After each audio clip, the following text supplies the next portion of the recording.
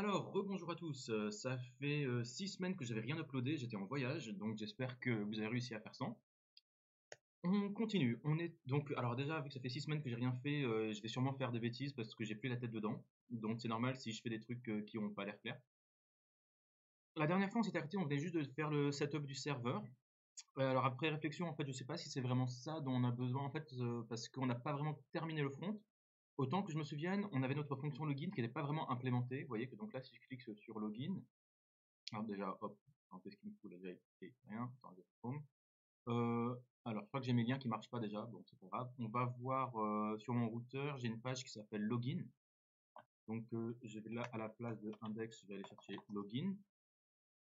Voilà, et donc vous voyez que j'ai ce machin là ici. Ce serait bien. Alors bon, déjà d'une part, je me suis rendu compte qu'il y a que uniquement la possibilité de sign in, il n'y a pas la possibilité de créer un compte. Et d'autre part, ce que je voudrais, c'est qu'on ne puisse pas arriver sur la page là, sur ce wall là, si on n'est pas logué.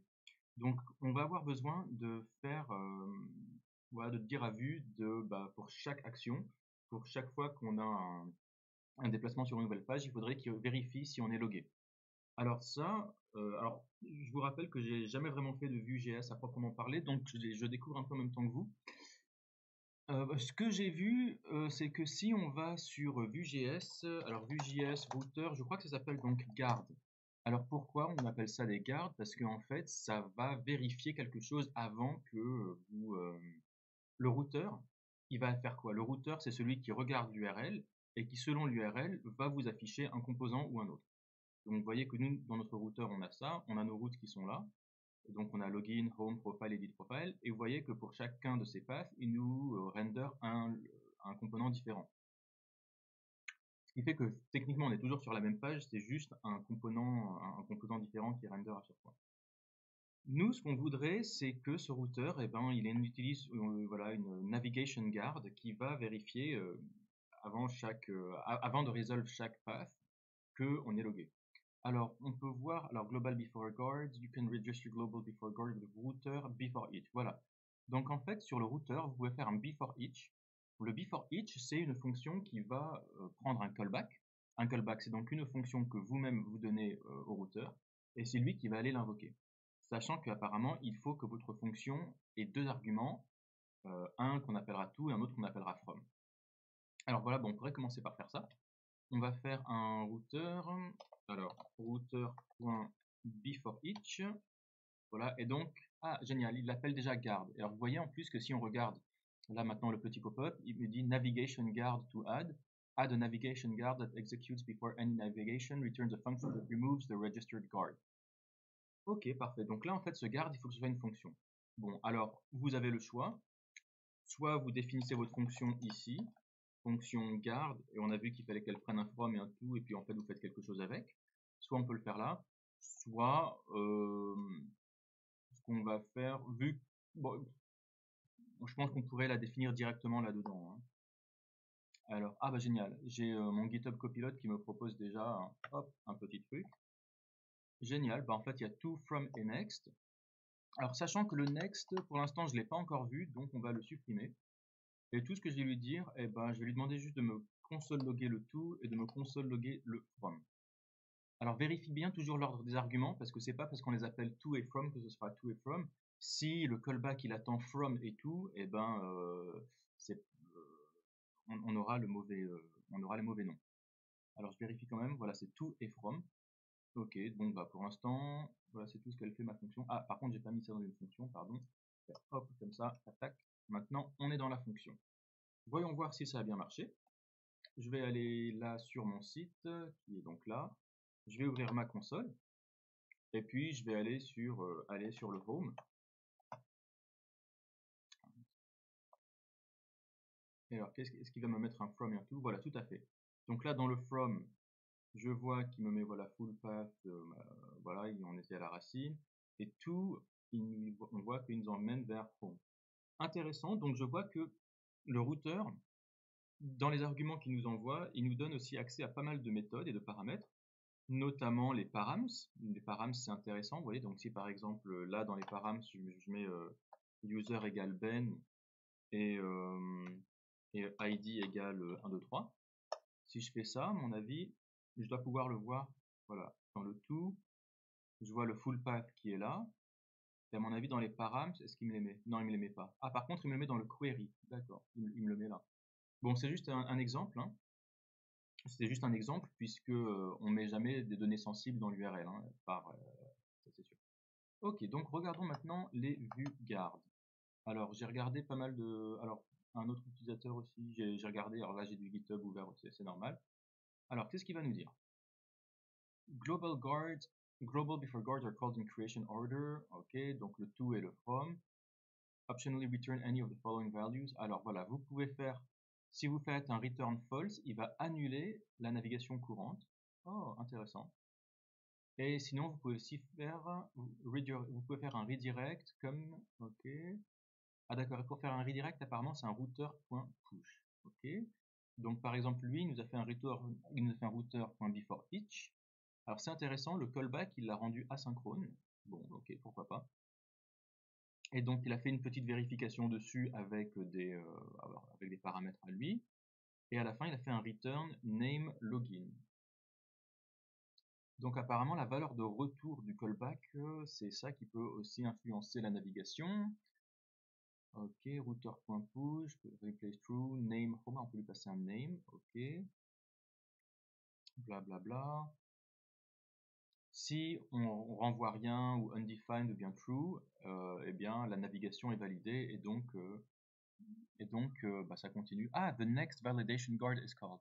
Donc on peut mettre plusieurs vérifications. En fait, on peut mettre plusieurs fonctions qui vont vérifier l'adresse.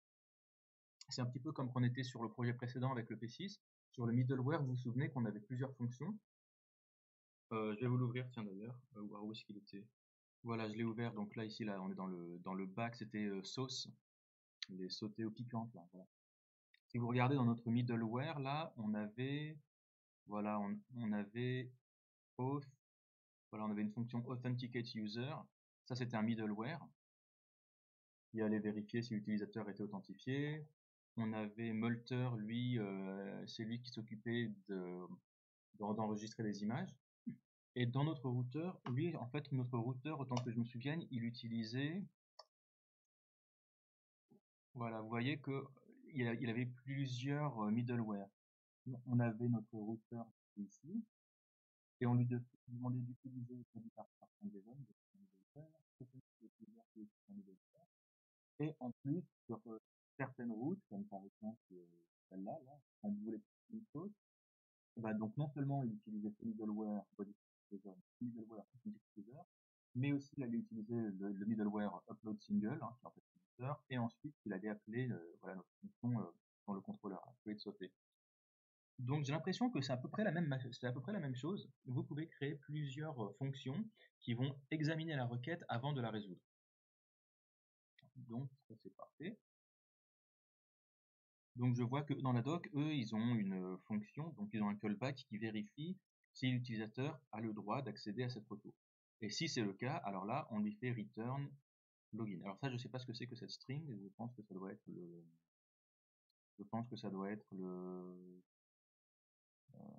ok, je pense que bah ouais, en fait c'est le composant de login, mais je ne sais pas à quoi elle correspond cette string. Ah voilà, donc là il nous parle du next. Par le passé, c'était possible d'utiliser un next, et c'était une source d'erreur, et finalement on l'a retiré. C'est toujours supporté, mais on s'en fout. Donc très bien, donc on ne va pas utiliser next.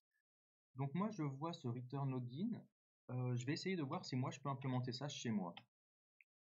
Alors allons-y. Est-ce que je pourrais lui dire, eh bien pour chacun d'entre eux, ouais, est-ce que je pourrais lui dire, ah bah voilà, il me propose. Ah bah génial, c'est marrant. Alors, si le to.path est égal à login, alors return. Alors autant que je me souvienne, le return c'était quoi? Le return, donc il nous disait que quand on fait un return avec rien du tout, voilà, if nothing undefined or true is returned, la navigation est validée. Donc autrement dit, pour moi là, ce machin il sert à rien. Mais je pourrais aussi lui dire, si on va chercher quelque chose qui n'est pas login, alors on va lui faire return false plutôt. Comme ça maintenant, là maintenant on peut aller que sur /login. On va voir si ça marche. Donc je vais sur mon site web, je vais réactualiser ma page, est-ce que ça va marcher? Alors j'ai l'impression que non. Oui voilà, non, j'étais sur le home, il m'a pas montré le home. Il me montre toujours la navbar par contre, c'est intéressant. Alors pourquoi est-ce qu'il me montre la navbar toujours? Alors, pourquoi est-ce qu'il me montre la navbar? Alors on a un create router depuis view router, on a un wall page et login page, ok, très bien. On a un routeur. Je vois que ce routeur a été exporté, donc ça veut dire qu'il y a quelque chose dans mon application qui l'utilise. Donc je vais faire double-cliquer dessus, je vais faire un CTRL-SHIFT-F et je vais regarder qui est-ce qui importe le routeur. Je vois mon main.js ici, voilà, qui importe mon routeur. Et alors je vois, d'accord, donc c'est mon main.js, donc c'est vraiment lui qui va être dans ma page index.html, hein, tant que je me souvienne. Vous voyez que ça, on est dans ma page index.html et vous voyez que le seul fichier JavaScript que j'importe, c'est le main.js. Dans le main.js, donc là j'y suis, il importe le routeur, il fabrique l'app, il utilise Bootstrap, il utilise le routeur et il le monte sur ma div qui est app, ok. Alors ça ne me répond pas à la question comment ça se fait que la navbar s'affiche toujours. Je vais voir, alors à mon avis ça doit être le app là-dedans. Voilà, parce que le Bootstrap View, de toute façon, c'est un truc standard. Router, on a déjà vu qu'il n'y avait rien dedans.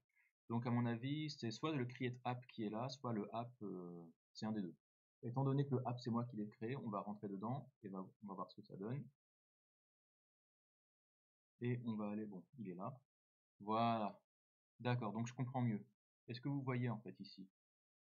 Lui, notre app, elle est venue importer login page et app navbar. D'ailleurs, pourquoi est-ce qu'elle a login page? Elle sert à rien ce login page. Je vais le dire. Hein. Voilà, et lui, ah bah du coup, ouais, je vais le virer lui aussi. Et donc en fait, notre template, c'est quoi? Eh bien, c'est la navbar, et en dessous, tout ce que le routeur y résout. Donc voilà, donc c'est pour ça que j'ai ma navbar qui est au-dessus de tout de ce que le routeur y résout. Donc c'est parfait. Ok, donc autant que je me souvienne, maintenant, on avait dit tout ce qui n'est pas login, on le résout pas. Donc bah, je vais essayer, est-ce que je peux aller sur Home ou sur Profil? On va voir. Alors, donc bah, Home, j'ai déjà essayé, hein, on a vu que ça marchait pas. Voilà, il veut pas. Ensuite, est-ce que Profil, ça marche? On dirait que voilà, non. Par contre, Login, lui, il devrait marcher. Voilà, donc ça c'est bien. Donc on a un Navigation Guard qui est très élémentaire mais qui marche. Maintenant, dans la vidéo d'après, ce qu'on va faire, et on va essayer de le rendre un petit peu plus intelligent, on va lui dire, bon déjà, reroute-nous toi-même vers le login. Donc on fera ça dans la vidéo d'après, je vous dis à tout de suite.